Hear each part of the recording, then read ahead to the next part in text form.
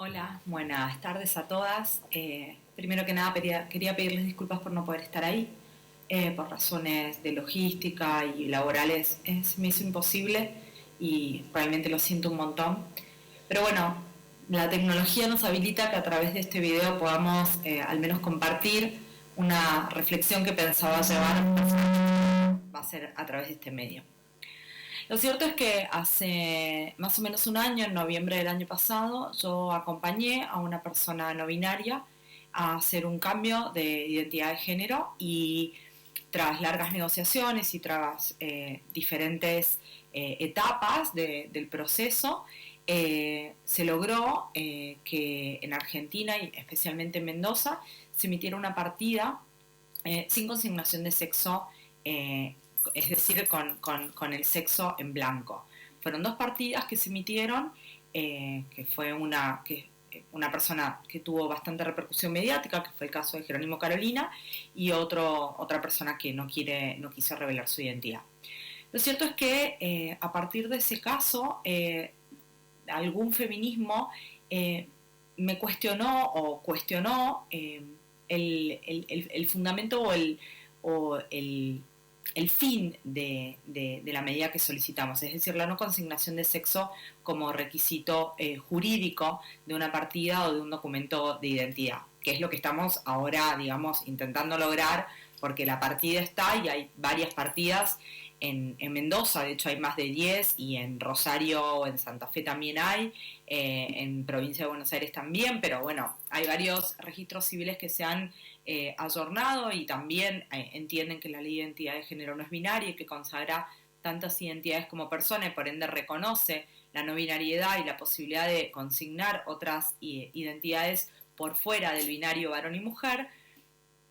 Lo cierto es que ahora estamos intentando conseguir el DNI. Pero como les decía, cuando no es fácil hablar delante de una cámara, por ende por ahí no soy tan lineal en el planteo, eh, cuando se obtuvo esta partida, que fue un antecedente internacional, fue el primer caso en el mundo en el que una persona sin necesidad de una sentencia judicial, sin necesidad de una orden judicial, pudo obtener una partida sin consignación de sexo, es decir, con una sola petición administrativa. En otros países habían este tipo de partidas, pero con leyes que expresamente permitían la X o permitían el no consignar nada. Nuestra ley, de alguna manera, la 26413 nos dice que hay que consignar el sexo y la 26743 nos habla de la identidad de género como la vivencia interna individual de las personas.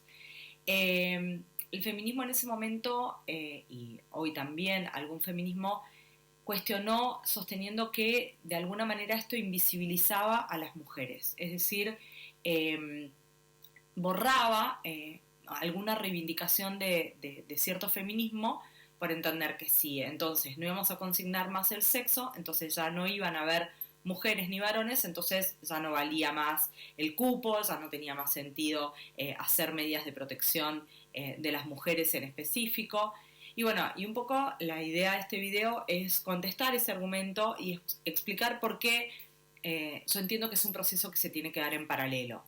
Yo creo que las mujeres como tales, las mujeres cis, que reivindicamos y estamos constantemente ganando y conquistando derechos, solo vamos a lograr una plena igualdad en la medida en que paralelamente se dé otro proceso que es eliminar las diferencias. Y esto, ¿cómo entiendo que se logra?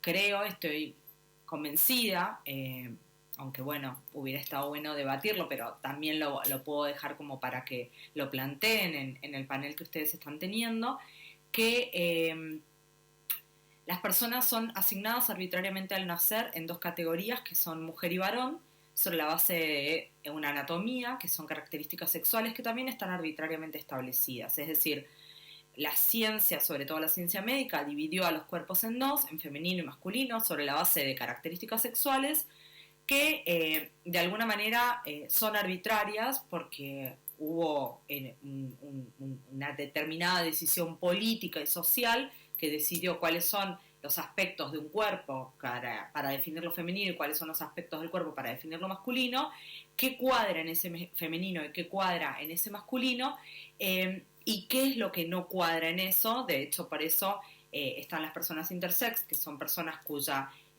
corporalidad no encaja de alguna manera, para decirlo, en este promedio de femenino y masculino, y que constituyen más de un 2% de la población.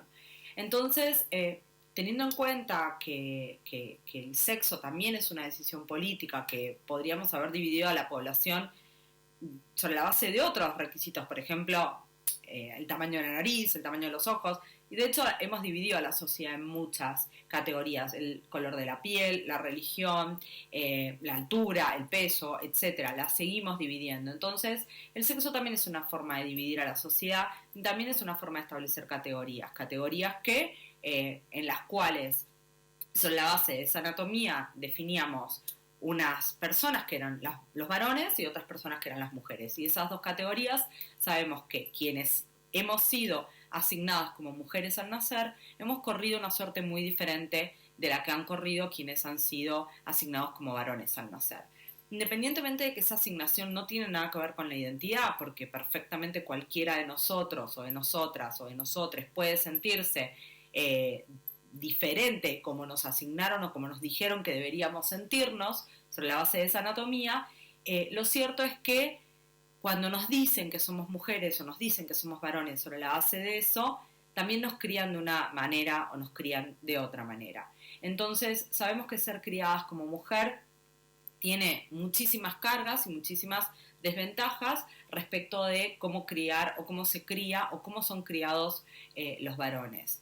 Yo entiendo que en una sociedad efectivamente democrática e igualitaria, el punto y la esperanza está puesta en las generaciones que vienen. Creo que las mujeres vamos a ir reivindicando, ganando y conquistando los derechos, pero eso no puede hacerse uno por uno, paso por paso. Va a ser imposible, de hecho es inagotable. Entonces yo creo que paralelamente a ese proceso de reivindicación feminista tiene que existir un proceso de crianza igualitaria en la que no existan diferencias en cómo se trata a las personas cuando nacen, que efectivamente todas las personas tengan autonomía, decisión y libertad para poder elegir cualquier destino sin distinción, sin diferenciación, sin diferencia en cómo se crían, cómo se trata, en qué posibilidades tienen y sobre todo en cómo se tratan entre ellas las personas cuando son niños, niñas o niñas. Creo que solamente vamos a poder lograr una verdadera igualdad a través de la eliminación de las desigualdades, y eso solamente lo logramos criando infancias libres en las que no asignemos y no determinemos a las personas sobre la base de características arbitrarias, sino que permitamos entender que todas las personas somos personas y que establecer categorías o crear categorías no son más que decisiones políticas que obviamente crean desigualdades, y bueno, en esta reivindicación feminista lo que queremos es eliminarlas. Así que esto un poco es la idea que yo les quería plantear. Espero haber sido lo más clara posible. Es muy difícil hablar con una misma adelante. Bueno, les dejo un beso grande. Espero que disfruten mucho la jornada y que nos encontremos pronto por ahí. Bueno, primero quiero agradecer muchísimo, de veras, no por gentileza, a la red esta invitación y disculparme, porque cuando uno lo invita a un congreso, uno tiene que ir a todas las ponencias. Y yo no he podido porque me traje de las Canarias una lumbalgia y entonces tengo que estar a cada rato descansando. De modo que después de esto vamos a tratar aquí con Noelia de hacer algo conjunto. Lo de la familia es suficientemente buena. A mí me parece que no es un tema tan candente en este momento porque hay cosas que son obvias de que es una familia suficientemente buena. Pero yo quisiera decir hacer un solo comentario, y es que, ¿qué es una familia? La familia es la familia tipo papá, mamá y los chicos, por ahí 2 chicos, por ahí más chicos, por ahí un chico, la abuela, algún tío. No, eso no es una familia. Eso es lo consanguíneo, eso es lo que el imaginario social decide que es una familia, pero nuestra experiencia como psicoterapeutas, nosotros le pedimos al paciente, la próxima viene con su familia. ¿Qué familia? Su familia. Pero mi familia de origen, venga con su familia. Y entonces la sorpresa que podemos tener es enorme, porque por ahí viene una tía que está a 10 kilómetros y por ahí viene la persona que lo crió cuando era chico y por ahí no viene el marido. Y si le preguntamos para que pueda ser auténtico lo que nos responda, y nos dice, bueno, mire, esta es mi familia. Entonces, la familia es el grupo de pertenencia que a uno lo puede proteger, al que uno puede recurrir. Y la familia no tiene ninguna de estas determinaciones de mamá, papá, la abuela. No, es lo que protege a alguien. Cuando terminé de hablar de esto una vez en un congreso en Tandil, una persona se acercó y me dijo, ¿sabe lo que recibí de usted? Que me devolvió mi familia. Porque yo no tengo ni un miembro de familia, ni sanguíneo, pero yo tengo muchos amigos. Entonces ahora descubrí que mi familia son mis amigos. Es decir que a partir de esto, uno tiene que saber que la familia de origen, la familia sanguínea, la familia por filiación, no siempre es buena. Vos lo sabrás perfectamente. A veces uno tiene que cambiarle la familia a la persona, porque en esa familia lo único que va a hacer es seguir patologizándose. Yo preferiría decir algunas cosas sobre diversidad sexual, porque me parece que si uno no entiende de dónde viene este tema, dice, pero ¿por qué? ¿Por qué ahora? Entonces, ¿es de ahora la diversidad sexual? ¿Ustedes creen que ahora empezó este movimiento feminista bastante exaltado, con cosas que a veces no se entienden o no son aceptadas? No, venimos de la diversidad. Esta es la realidad. Pero aquí hay que plantear algo muy, muy difícil. Ya lo dije hoy. Yo he pasado por 3 religiones, así que como ya dije, otra más no. Entonces, un religioso no puede aceptar esta discusión sobre la diversidad sexual. Tiene que hacerle algún maquillaje tremendo a Dios para que pueda aceptar la diversidad. Porque Génesis dice en 1, 27, 28, creó pues Dios al ser humano a imagen suya, a imagen de Dios lo creó, macho y hembra los creó. Después los bendijo Dios con estas palabras, sed fecundos y multiplicaos, henchid la tierra y sometedla, mandad en los peces del mar y en las aves del cielo y en todo animal que repta sobre la tierra. Esto no es simbólico, esto es así. Además está en múltiples citas en toda la Biblia, de modo que si esta es la voluntad de Dios, si esto es el dogma, todo el que no cumple esto está en pecado, ya lo dijimos hoy. Pero como si esto fuera poco, o si yo fuera un vendedor ambulante les diría, y si esto fuera poco, resulta que vino la psiquiatría y dijo que el que no es varón o hembra está enfermo, es perverso. Entonces, ¿qué hacemos con esto? ¿Cómo se consigue maquillarlo a Dios para que acepte y crea y quiera a los homosexuales, a los bisexuales, a los transexuales? Bueno, es difícil.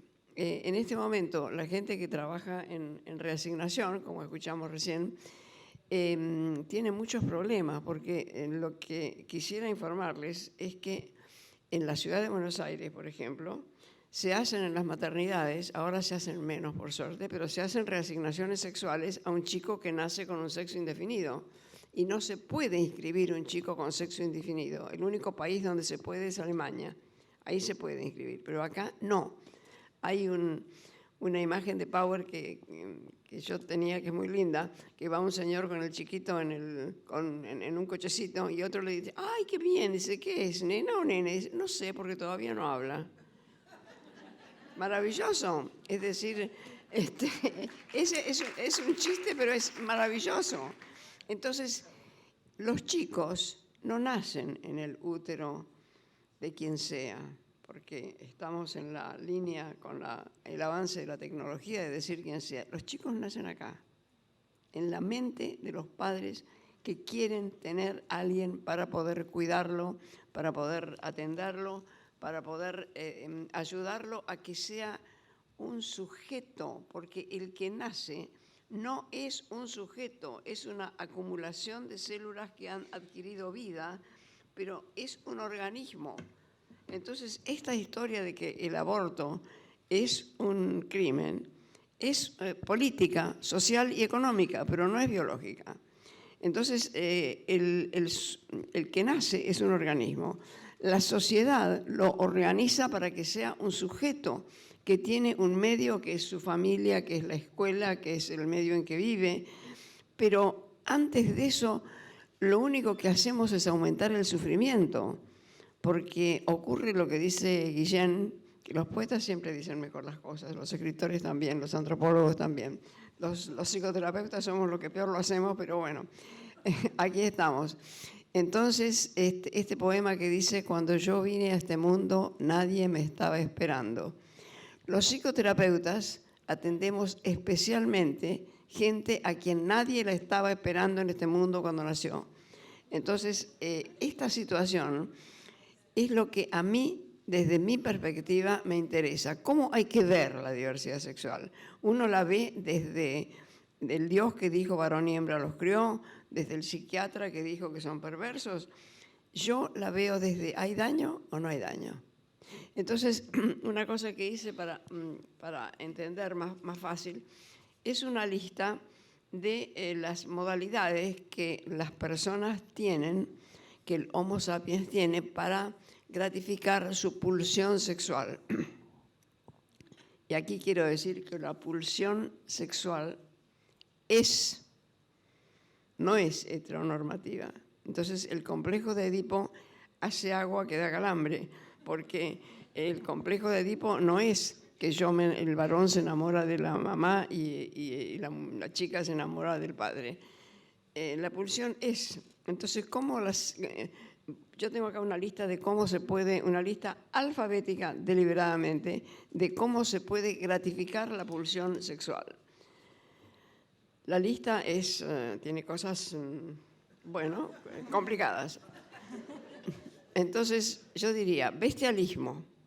Estos señores que gratifican, o señoras o señoritas, que gratifican su pulsión sexual con animales. Bueno, para decirlo de alguna manera, no parece elegante, pero no hay daño. Yo como médica lo miro y bueno, no hay daño. La otra que sigue es la bisexualidad. Gerontofilia.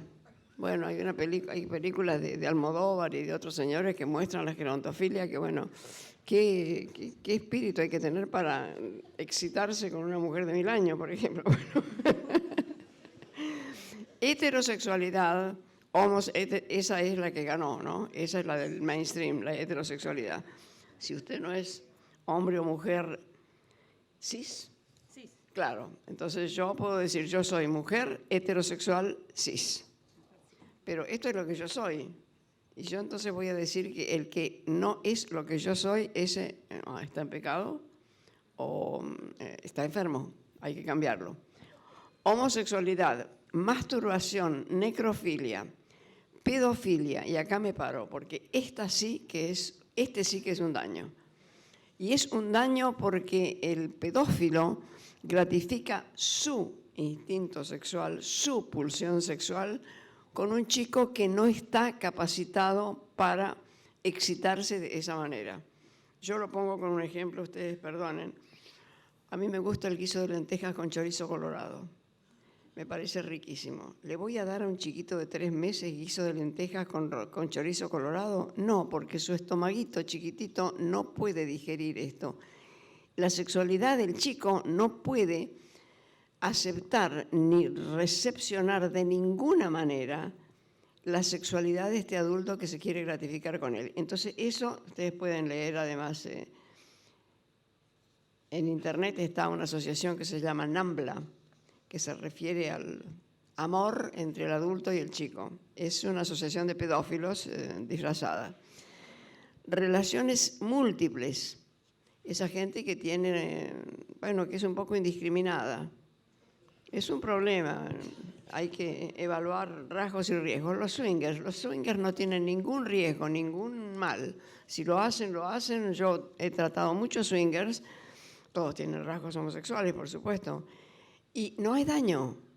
Entonces yo, como médica, como psicoterapeuta, no puedo aceptar que se los metan en una patología porque no hay daño. El sadomasoquismo, ahí hay que ver riesgos y rasgos, porque si una persona me dice que como fantasía su orgasmo se da porque pincha los ojos de un bebé, no, mi alma está mal, eso no. Ahí no. Entonces ahí hay daño. El travestismo es de una inocencia que cada cual se vista como quiera. La transexualidad, esa es la que nos trae más problemas. Pero ¿saben por qué? Porque no sabemos. No se sabe en qué momento un chico, o en qué momento surge esta vivencia de que lo que tiene, la idea de sexo que tiene en su mente, no es la misma que la de su cuerpo anatomofisiológico.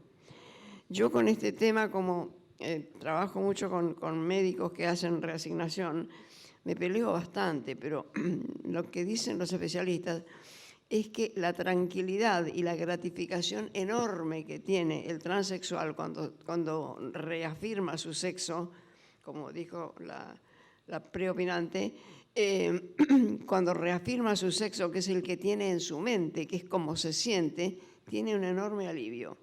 Y hace poco, en un último congreso de este tipo, un cirujano me dijo, bueno, porque antes el problema era que las vaginas, que sobre todo para las mujeres, y digo mujeres porque tienen el sexo femenino en la cabeza, mujeres transexuales, es decir, que para ser como quieren ser tienen que sacarse el pene y hacerse una vagina.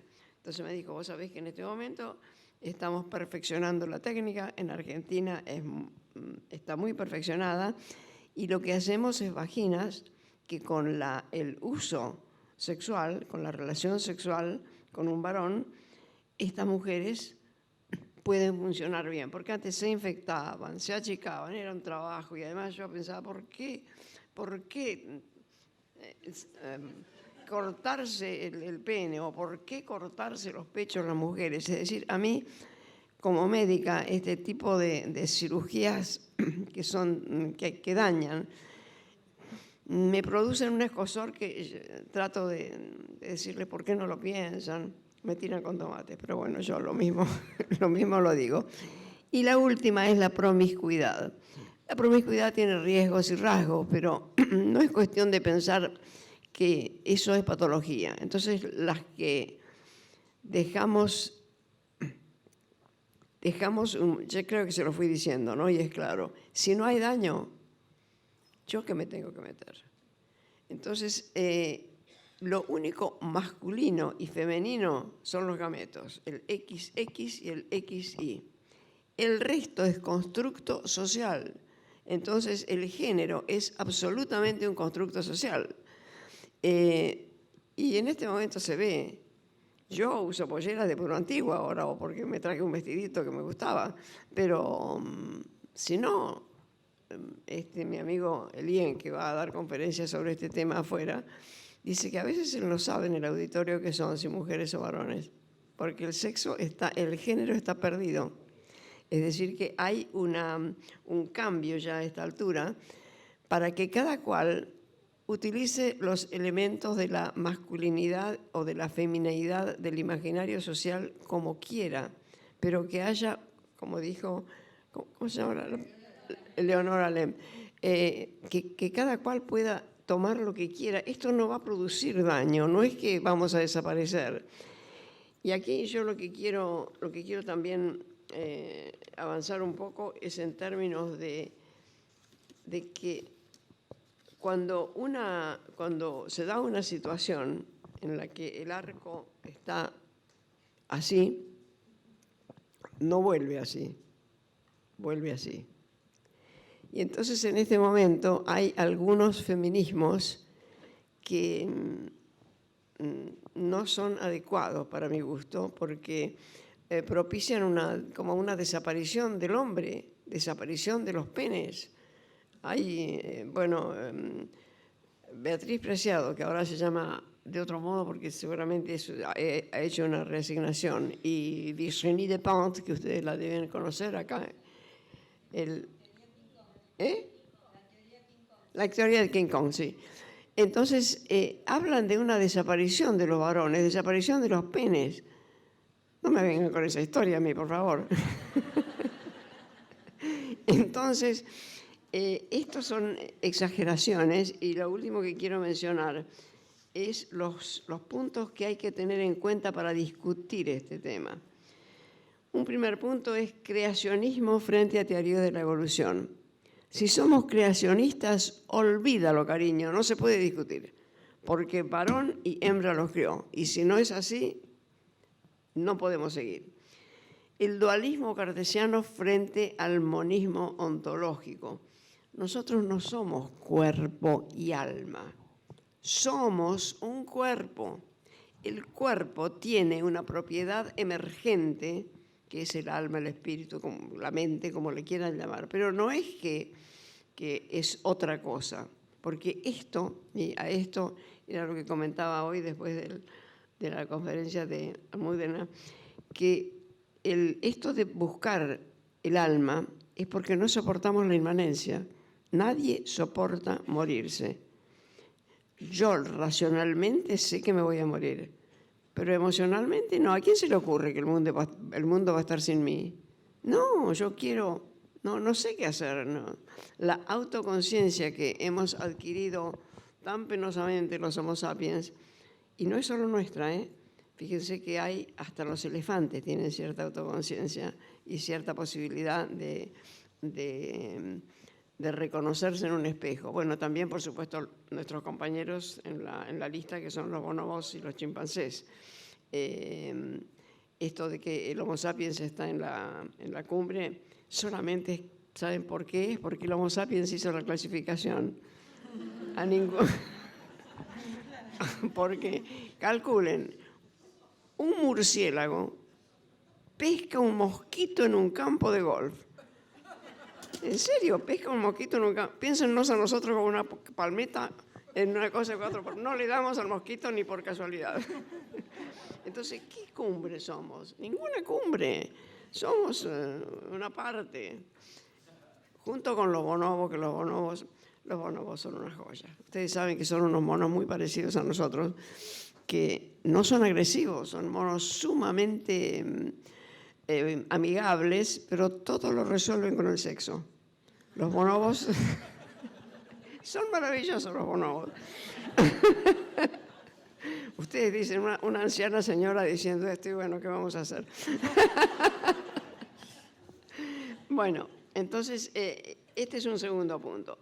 Otro es que sepamos que la psiquiatría y el psicoanálisis surgieron del paradigma newtoniano. 1900, cuando fue escrita la interpretación de los sueños, y cuando todo el siglo XIX en que surgió la psiquiatría y sus descripciones, son ciclos de paradigma newtoniano, este paradigma determinista con realidad externa.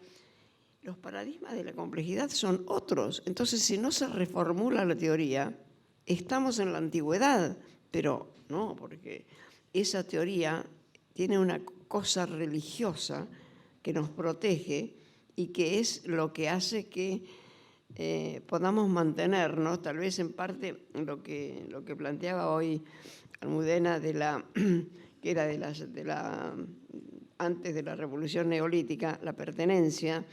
Esto ayuda a que uno se sienta protegido, pero también que hay un espíritu superior que nos creó, que está, bueno, a veces está medio dormido, pero cuando una chiquita de 10 años es violada, embarazada y no la dejan abortar, parece que alguien se durmió ahí. Bueno, entonces esto del paradigma es muy importante, porque hoy existen los paradigmas de la complejidad. Los paradigmas de la complejidad no se entienden, así como no se entiende el infinito. Yo el infinito no lo entiendo, me lo han Klimovsky, en todo el tiempo que estudié filosofía con él, se pasó tratando de explicarme, ¿no? Yo no entiendo. De veras no lo entiendo porque mi condición de ser finito no me permite entender este paradigma de la complejidad. La cuántica, que es una disciplina que, bueno, yo estudié bastante porque me interesaba el hecho de que los experimentos de la cuántica se cumplen absolutamente, no se entiende nada, es totalmente antiintuitiva. ¿Cómo un ser va a estar en dos lugares? ¿Cómo? Bueno, no hace falta, no tiene caso plantear la riqueza de los paradigmas de la cuántica que sirven para explicar algunas cosas del inconsciente. Yo empecé a escribir sobre eso porque me parece muy interesante que a través de una disciplina como la física cuántica uno pueda entender algunos mecanismos de defensa, ¿no? Y la otra, el fijismo con respecto a la organización de la sexualidad. Entonces, claro, si somos varón y hembra y no podemos ser otra cosa, estamos en una situación de fijar rasgos y de no poder cambiarlos. Las reasignaciones sexuales hacen este escándalo. ¿Qué es esto?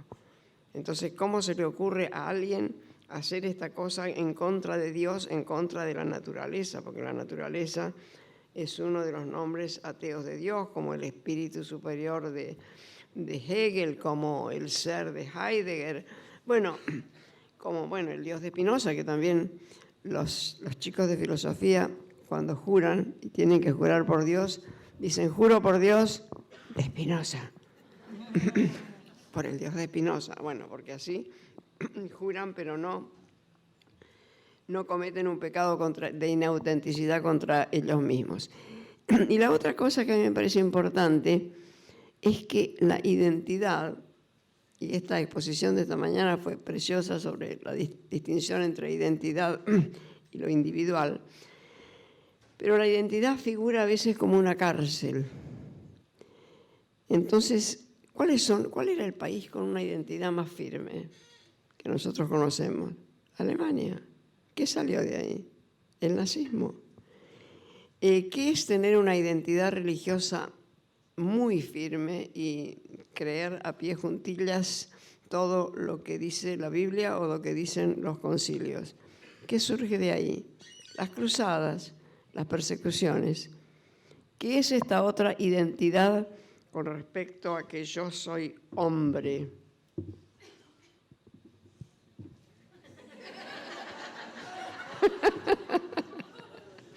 Usted disculpe, pero es la única defensa que tengo, sacarle la lengua. Entonces, ¿qué pasó con la identidad sexual? Bueno, este rechazo que tenemos. Si yo soy solo hombre y solo puedo ser hombre, todo el que es intermedio, no. Entonces, la identidad muy firme es algo, yo diría, peligroso, ¿no? Más vale, hay que tomarlo con mucho cuidado, porque la identidad no es fija, la identidad es un proceso. Yo tengo vivencia de mi identidad y no sé por qué, porque evidentemente, como no me he muerto, soy la misma nena que cuando nací a los 6 meses y a los 6 años y a los 20 y a los 30 y a los 40 y a los 50 y a los 89 que tengo ahora. Pero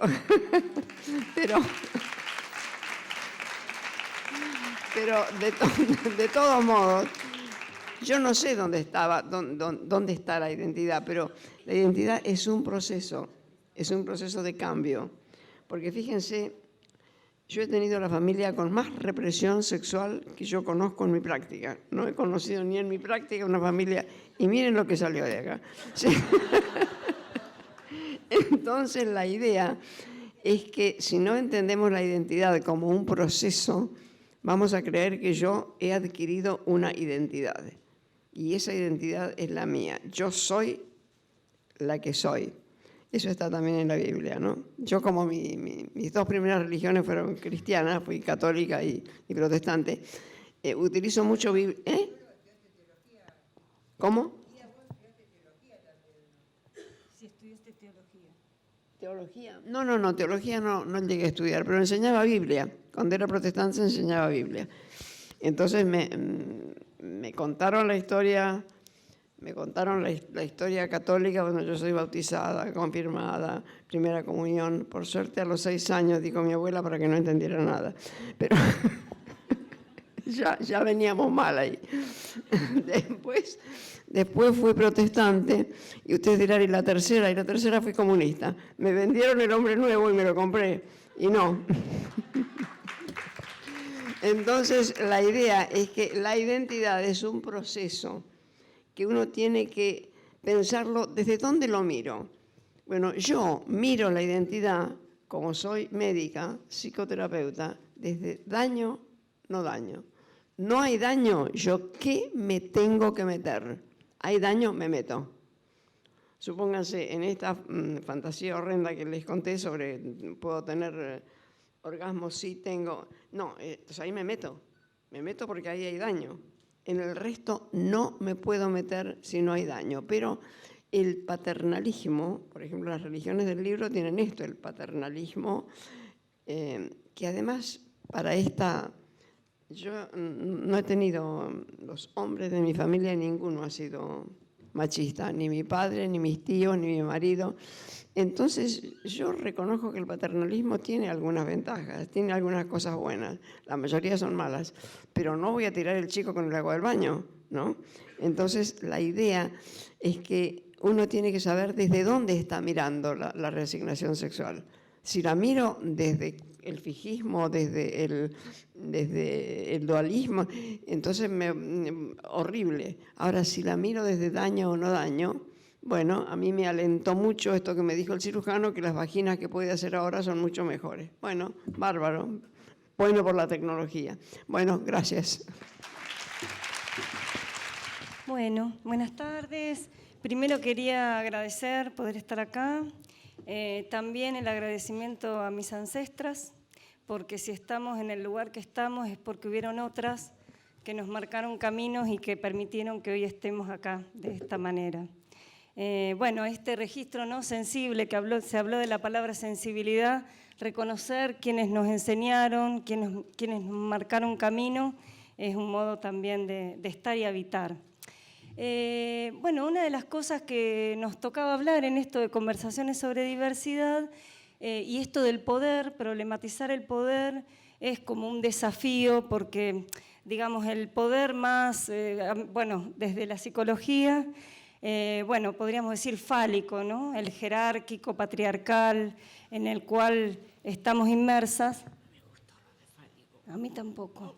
Por eso voy a pasar al horizontal nuestro, al colectiva, al que nos reúne desde lo afecto, ¿no? Desde las preocupaciones. Cuando nos pasa algo, digamos, tenemos esta motivación de juntarnos con otros, ¿no? Para aludir al género no binario, que en este momento también está pulsando por visibilizarse. Tenemos como este ímpetu de reunirnos para hablar, para conversar, para trabajar, para tramitar estos dolores. Bueno, yo tengo que hablar de eso, porque la psicología también, nuestro trabajo como analista tiene que ver con tratar de contribuir al mundo, o al mundo, micromundo, desde lo micropolítico, en estar mejor, ¿no? Entonces, también celebro esta posibilidad porque también la hacemos con otras disciplinas, otros sujetos, otros sujetes, otros sujetes, porque la interdisciplina, estas disciplinas que han venido a querer, como decían muy bien temprano, que queremos controlar y dominar el mundo, entonces generamos herramientas y pensamos que esas son las únicas verdades y son las que van, y no hay otras. se han construido para tratar de abordar de algún modo la complejidad de este mundo, y lo mejor que podemos hacer es seguir reuniéndonos para ir construyendo los problemas o soluciones de lo que nos viene pasando colectivamente, pero inclusive en esto de la interdisciplina. Por eso también celebro poder estar acá con otras prácticas, con otros saberes. Una de las cosas que también le debo al feminismo es porque los feminismos, si hablamos de diversidad, tenemos que hablar de familias, tenemos que pluralizar, ¿no?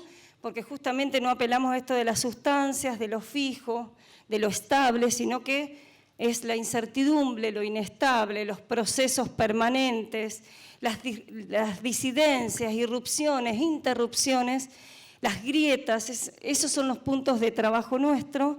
Y entonces, en ese punto que decía anteriormente, ¿qué viene a hacer la diversidad? A plantear de que no es este modelo hegemónico de familia cis, heterosexual, con todas las intersecciones que sabemos, sino que las diversidades, vienen a decir, somos muchas familias, habemos muchas.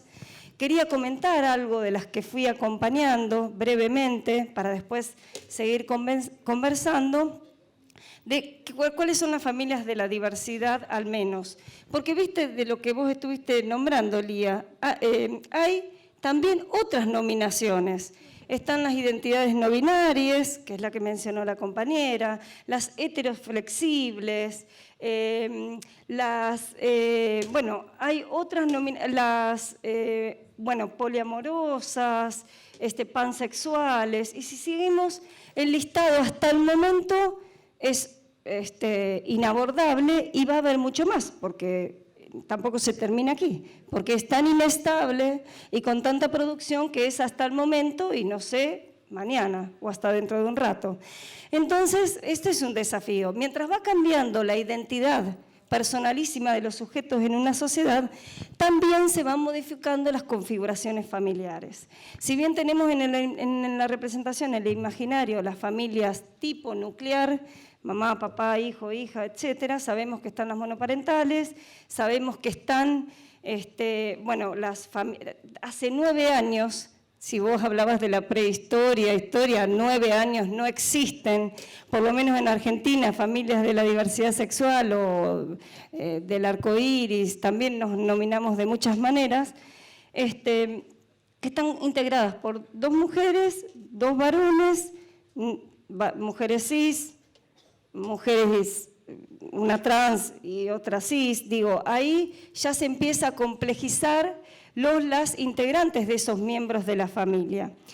Y lo que quería comentar es cómo algunos hitos de empoderamiento que hemos tenido colectivamente. Porque, como decíamos en esta micropolítica, macropolítica, nosotras nos vamos transformando como sujetas, sujetos, sujetes, pero también las configuraciones familiares, pero también las sociedades. Y entonces en ese punto,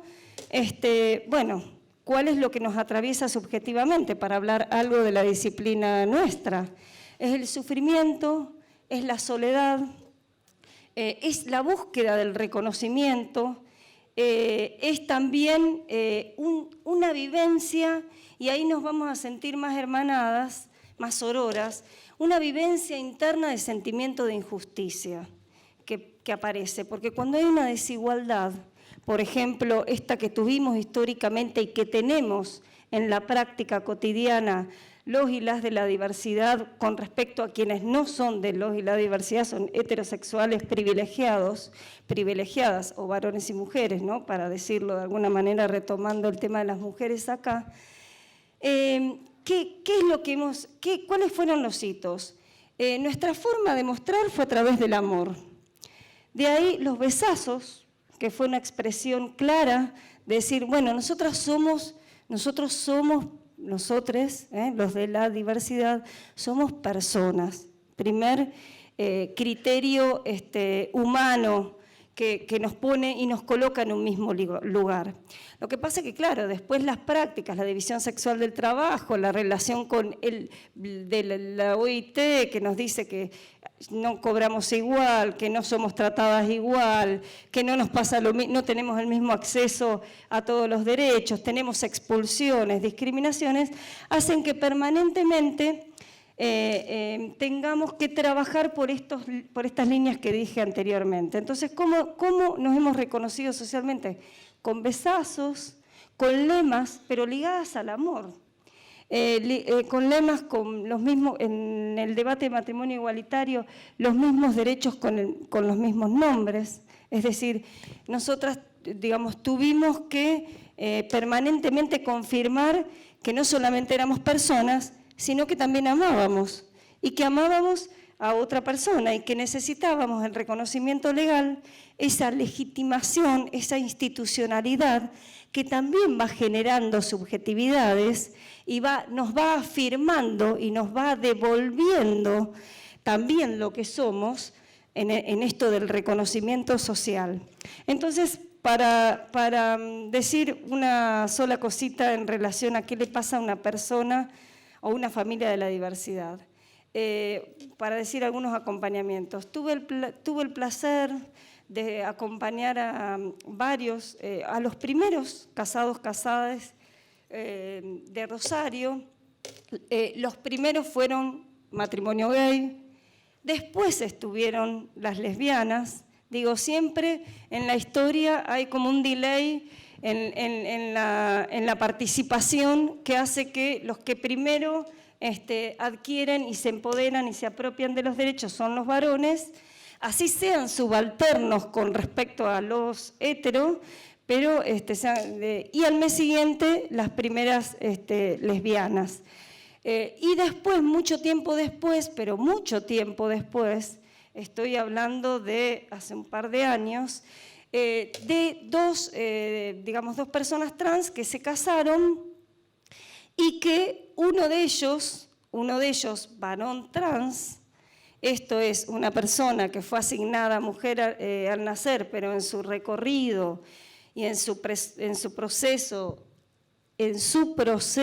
complejo, identitario, fue varón, que residen en la provincia de Entre Ríos, fue padre porque tuvo su proceso de embarazo varón, y es decir, es un padre, y que está en trabajo el proceso filiatorio de la mujer trans, es decir, su esposa con respecto a ese hijo. Bueno, hicieron un cuento para poder divulgar, para que estas realidades lleguen a la ciudadanía y que podamos tener esa empatía que también se habló. Porque una de las cosas que surgen de lo empático es cuando estamos próximas. Cuando estamos cerca de esas realidades tenemos como un curso intensivo de aprendizajes, ¿no? Cuando los tenemos en la abstracción, en una cosa ya distante, lejana, es como que cuesta más la apropiación de esos aprendizajes. ¿Y qué quería decir? Bueno, estas familias seguimos buscando un reconocimiento real, velamos por una sociedad igualitaria, y esto no es un lema frío, fácil, irreproducible y políticamente correcto, sino real. Por eso esta exigencia o este plus de tener que hacer, aparte de vivir la experiencia y transitarla, tener que hacer cuentos, y este plus o cuentos o materiales o testimonios para poder confirmar y que sea divulgable y cercano para lograr mayor reconocimiento. Esto que hacemos todos los niños, niñas, queremos el reconocimiento de nuestros padres, queremos no estar en soledad, queremos sentir pertenencia, y eso es lo que a veces, las familias suficientemente buenas, ya sean que no sean por el vínculo sanguíneo, sino por un vínculo afectivo, ese reconocimiento lo vamos construyendo también. Entonces, ¿qué ha hecho? ¿De qué aprendimos en el colectivo de la diversidad? Que nacimos y quizás nuestra realidad era que era una familia heterosexual, que no tenía que ver con esta vivencia que transitábamos de nuestro proceso individual sexualizado, y entonces no teníamos la misma pertenencia, que es la diferente discriminación de otras realidades familiares. En una realidad, por ejemplo, afrodescendiente, que podríamos decir que hay una situación de vulnerabilidad también, su mamá es afrodescendiente o el vínculo familiar es de la misma realidad. En cambio, para muchas personas de la diversidad no tienen la oportunidad de que su padre, madre, sea de la diversidad, y entonces ese tránsito lo van recorriendo solo, o sola, o sole. Entonces, buscan, por eso la importancia de la búsqueda colectiva, empoderada, de otros, otras y otro que pueda transitar esa misma realidad para sentirse empoderado y confirmada, ¿no? Esto que decíamos de que el poder de lo par, que no es de lo jerárquico, sino que tiene otros tópicos, tiene otros modos, otros registros sensibles a dónde apelar. Entonces, bueno, también nosotros, digamos, como mujeres, el feminismo también ha hecho esto. Hemos aprendido de nosotras, le pusimos ese nombre de sororidad, porque también necesitamos identificar ese sentimiento que nos une. Bueno, ¿qué decir entonces de los acompañamientos en estos procesos familiares? ¿Cómo modifica cuando este reconocimiento es un reconocimiento genuino del contexto familiar más amplio y donde, digamos, no hay dificultades de que, por ejemplo, hay en la familia un yerno que es hetero, cis, varón, y un yerno que es gay, que, bueno, no sé qué nombre ponerle, si es nuero. Digo, todas estas categorías circulan. Se establece como una diferencia, y además la diferencia es tal que fíjense qué loco, porque como se los voy a presentar va a parecer una locura. Si nosotras estuviéramos casadas y tenemos...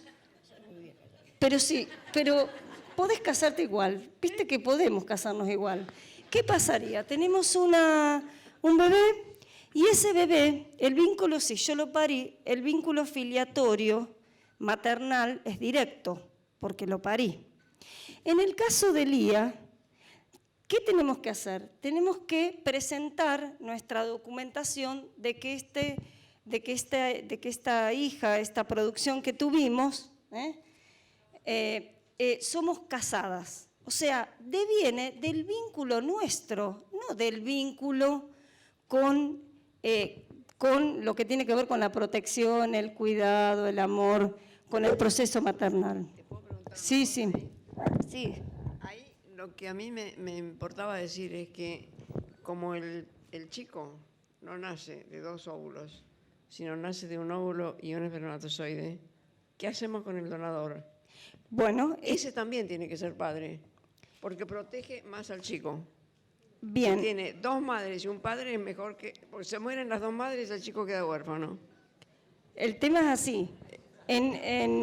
Sí, esto abre a debate. Nada está simple ni cerrado. No, por favor, si lo tenemos... No lo digo públicamente yo esto porque no quiero... No, hay puntos de trabajo que son sensibles y que todavía velan y son desafíos. Esto es uno, la comaternal, que no, o si nosotras no estamos casadas en realidad, porque si no estuviéramos casados seríamos un vínculo extramatrimonial, para un varón no le cuesta nada el reconocimiento de ese hijo, hija, hije. Pero para una mujer ahí ya hay una situación diferencial discriminatoria.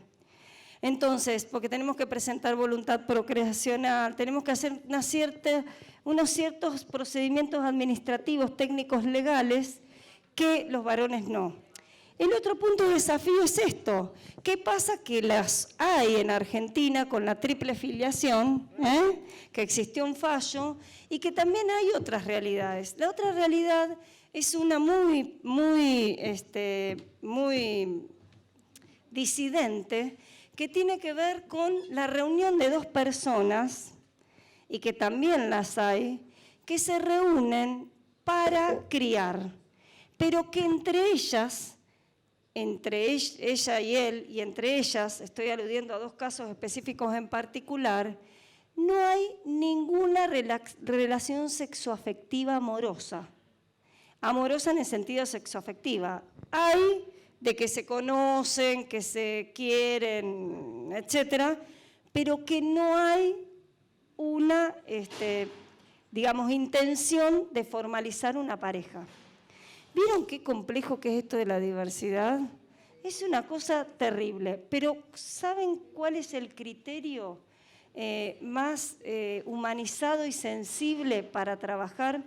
Porque generalmente los obstáculos son nuestros propios recorridos, que nosotras no nos operaríamos, entonces nos escandalizamos si otras nos operan, porque es difícil, y en realidad para la otra, para el otro sujeto, quizás la operación es un salvataje de su vida, porque asigna el género que sintió toda su vida o en algún momento, porque sabemos que las realidades trans también son múltiples, no es que es al nacer, en los distintos momentos de la vida, en esta identidad en proceso de continuo, permanente cambio, lo vemos sintiendo en distintos momentos. Entonces la psiquiatría, la psicología le dijo, no, pero tiene que ser siempre que haya sentido esta vivencia, si no, no te la reconocemos.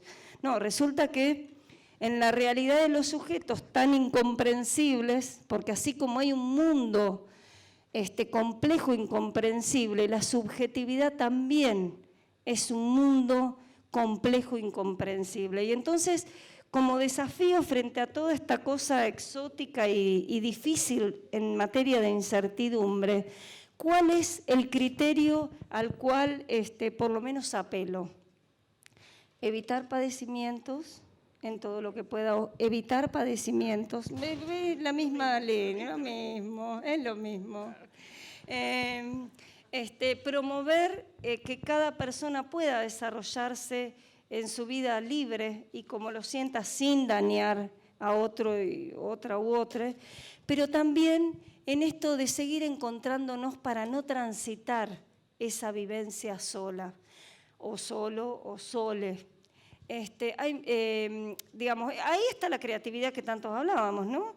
Porque decíamos que la creatividad, pero la creatividad no es solamente una producción estética, sino que también es una producción de sí misma, cada quien frente al mundo. Entonces, ¿qué puedo decir? Frente a este sentimiento de injusticia que vamos vivenciando quienes somos subalternas en este sistema, digamos, patriarcal, violento, ¿no?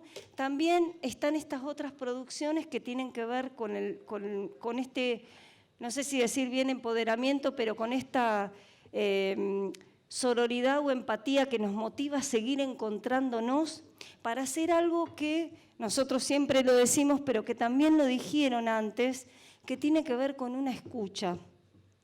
Escuchar la realidad de la otra persona sin anteponer, porque nosotras es verdad que siempre leemos con los lentes de nuestros aprendizajes, tratar de suspender lo que nosotros pensamos y dar lugar a lo que la otra persona va necesitando, va sintiendo y va queriendo. Eso. Gracias, Noé. Muchas gracias. Le damos 2 minutos a la doctora Lía Ricón. ¿Se olvidó de algo? Yo quería decir algunas cosas que me parecen importantes, que tal vez no las dije porque como no conozco el auditorio tengo miedo de ser un escandalosa.